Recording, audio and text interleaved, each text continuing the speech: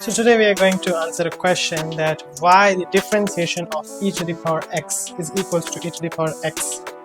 e to the power x का differentiation e to the power x क्यों होता है? तो आइए, तो e to the power x, ठीक है, किस तरह का फंक्शन है? एक एक्सपोनेंशियल टाइप का फंक्शन है। सबसे पहले हम दो एग्जांपल लेंगे, y equals to 2 to the power x and y equals to 3 to the power x। हमने y इक्वल्स टू 2 का पावर x का ग्राफ ड्रॉ किया विथ ब्लू लाइन, ये वाली ब्लू लाइन जो है y इक्वल्स टू 2 का पावर x का ग्राफ। फिर हमने y इक्वल्स टू 3 का पावर x का रेड, ये रेड लाइन जो है y इक्वल्स टू 3 का पावर x का जो है ये ग्राफ। फिर हमने y इक्वल्स टू 2 का पावर x का डिफरेंशिएशन निकाला, मतलब हमने ये चेक किया कि ये फंक्शन किस रेट से चेंज कर रहा है। तो जब हमने 2 के पावर x का डिफरेंशिएशन किया तो दैट इज 2 का power x into ln2 that is less than 1, मतलब इसका dy अपॉन dx या फिर इसका रेट ऑफ चेंज इस फंक्शन से कम आ रहा है। और ये उसका ये जो रेड डॉट आप देख रहे हैं ये उसी का लाइन है dy बाई dx। और ये जो आप ब्लू डॉट्स जो टॉप पे आप देख रहे हैं इसका जब dy बाई dx निकालें ये मोर देन 1, इसीलिए ये देखिए ये फंक्शन के इधर में आएगा इस साइड।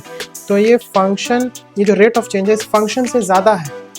तो आप एक कॉमन सेंस लगाइए, यहाँ पे रेट ऑफ चेंज कम आ रहा है, यहाँ पे ज़्यादा, तो बीच में एक ऐसा पॉइंट होगा जहाँ पर जो है रेट ऑफ चेंज ना ज़्यादा आएगा फंक्शन से ना कम आएगा, यानी कि फंक्शन और रेट ऑफ चेंज दोनों इक्वल हो जाएगा। And that point is Euler's number that is e to the power x and this exponential function.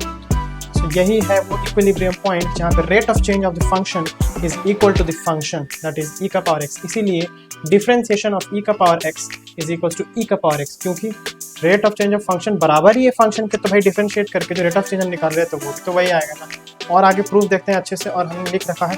तो सबसे टॉप वाली लाइन क्या है, the derivative is faster than the function, the derivative is faster than the function itself. Notation ये blue वाली, ये Euler's वाला point क्या है, a point where derivative of the function is equal to the function itself denoted by black, and the last one is 2 का power x, the rate of change of the function is lower than the function।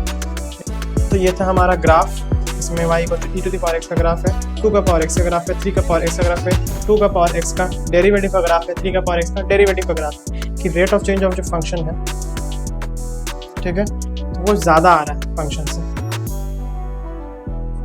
और 2 का power x में जो है rate of change जो कम आ रहा है। लेकिन e का पावर x एक ऐसा इक्विलिब्रियम पॉइंट है ना जहाँ पे ना ज़्यादा है ना कम है, इसीलिए y इक्वल्स टू e का पावर x का डिफरेंशिएशन का पावर x होता है। Thank you.